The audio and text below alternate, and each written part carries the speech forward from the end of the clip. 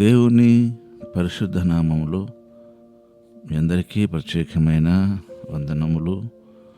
అలాగనే దేవుని ఆశీస్సులు మీకు మెండుగా కలుగునుగాక. హేచికల గ్రంథము 36వ అధ్యాయము 27వ వాక్య భాగం.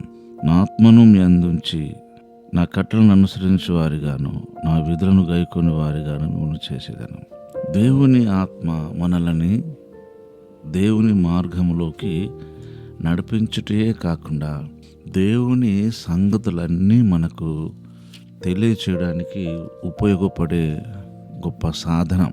మీరందరూ ఒకసారి భక్తుడు పౌలు గారు రాసిన పత్రిక, కొరింథీయుల సంఘానికి రాసిన ఫస్ట్ పత్రికలో 2వ అధ్యాయం గమనిస్తే మీరు 11వ వాక్యం, ఒక మనుషుని సంగతులను అతనిలోనున్న మనుషాత్మక కానీ మనుషులలో మరి ఎవరికి తెలియను, అలాగనే దేవుని సంగతులు దేవుని ఆత్మకే కానీ మరెవరికి తెలియవు.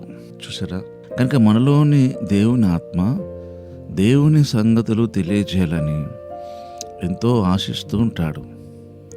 మనమేమో మన ఆశలు, మన ఉద్దేశాలు, మన కోరికలు, మన ఇష్టాలు, మనకు నచ్చిన వాక్య భాగము, మనకు నచ్చిన వాగ్దానము, మనకు నచ్చిన పాస్టర్ గారి ఉపదేశము లేదా పాస్టర్ గారి బోధ వినడానికి మనం సిద్ధపడతా ఉంటాం. ఇది ఎప్పుడు గమనించాం మనం? పాస్టర్ గారు గద్దించి బుద్ధి చెప్పి ఏ వాక్యమైనా కూడా యాక్సెప్ట్ చేయం. ఈ విషయం గమనించాలి. మరి ఇక్కడ దేవుని ఆత్మ మనలో ఉంచాడు దేవుడు. ఎందుకని? ఆయన సంగతులన్నీ మనం తెలుసుకొని ఆయనకు ఇష్టలుగా ఉండడానికి. కానీ దేవుని ఆత్మ ఉన్న సంగతే మనం మర్చిపోయి మన ఇష్టానుసారంగా నడవడానికి ప్రయత్నం చేస్తుంటాం. దేవుడు తన సేవకుల ద్వారా చెప్పే ఏ విషయమైనా కూడా విశ్వసించము, నమ్మము. ఆ విషయాన్ని క్యాజువల్గానే చెప్తున్నాడు పాస్టర్ గారని అనుకుంటూ ఉంటాం. అందుకని దేవుని వాక్యము మనలో ఫలించకపోవడానికి అది బలమైన కారణం. మీరు భక్తుడు పౌలు గారు రాసిన తెస్సలోనిక సంఘానికి రాసిన పత్రిక చూస్తే మొదటి పత్రికలో 2వ అధ్యాయం గమనించండి. 13లో ఇలా ఉంది, ఆ హేతు చేతను మీరు దేవుని గురించిన వర్తమాన వాక్యము మా వలన అంగీకరించినప్పుడు అంటున్నాడు పౌలు గారు తెస్సలోనిక సంఘానికి. మీరు దేవుని గురించిన వర్తమానము లేదా మెసేజ్, ఉపదేశము, ప్రసంగము లేదా వాక్యము మా వల్ల మీరు విన్నప్పుడు, అంగీకరించినప్పుడు అది మనుషుల వాక్యమని ఎంచకుండా నిజంగా ఉన్నట్టు దేవుని వాక్యమని మీరు యాక్సెప్ట్ చేసేది కనుక ఆ వాక్యమే విశ్వాసులైన మీలో కార్యసిద్ధి కలగచేస్తున్నది.